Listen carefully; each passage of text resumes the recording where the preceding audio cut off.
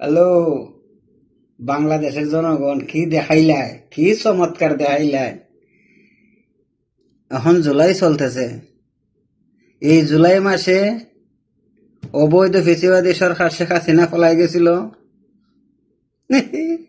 নয়া দিল্লিতে। আর এই জুলাইয়ে নেপালের কাঠমান্ডু তব্দ লেগে গেছে। আবার একই জুলাইয়ে অবৈধ ফেসিবাদী সরকার শেখ হাসিনার জামাই সুন্দর করে নয়া দিল্লি ইন্ডিয়ার মোদি জুলাই মাসে সংসদের ভিতরে আটকা পড়ে আছি। ওই অবৈধ ফেসিবাদী সরকার শেখ হাসিনা যে দেশেই যাবে, ওই দেশেরই জনগণের মনের মধ্যে আগুন লাইগা যাবে। কারণ বাংলাদেশটারে ধ্বংস কইরা গেছে। ওইভাবে দেশটারে ধ্বংস কইরা যাওয়ার পরেও অবৈধ ফেসিবাদী সরকার শেখ হাসিনা তামে নাই রে। ওইরম ভাবে ইন্ডিয়া নয়া দিল্লি চইলা গেছে গিয়া খানের মধ্যে ফুসফুস করে ফানো সাপের মতো মরণ্ড মোদির কাছে যে আমি তো থাকতে পারি না এই জুলাই মাসে, কিন্তু তুমি কিভাবে থাকবা স্বামী?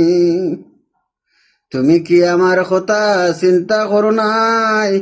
আমি তো বাংলাদেশের আমার যে তো নেতা কর্মীর কে আছে, আমি তো ডিসেম্বর মাসে তারিখ দিয়া দিছি আমি যাইতে হবে বাংলার মাটিতে।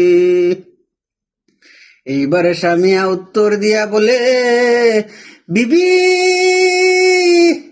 আমি তো নিজে জুলাই মাসে পদ হারাইতে যাইতেছি, আমি আবার তোমারে কিভাবে সেবা যত্ন করতে পারি? আমি আবার কিভাবে তোমারে সুন্দর করিয়া সহযোগিতা করতে পারি? বিবি ডাক দিয়ে বলে, ওগো স্বামী, তুমি যদি না থাকো আমি আর এই দেশে তাকিয়া কোনো লাভ নাই। কারণ তোমাদের যে গুদি মিডিয়া গোবর খাওয়া লোক আর গরুর মুত খাওয়া লোক, ওই লোকে তো আমাকে আপনা মরে গেলে, তুমি মরে গেলে স্বামী আমারে আর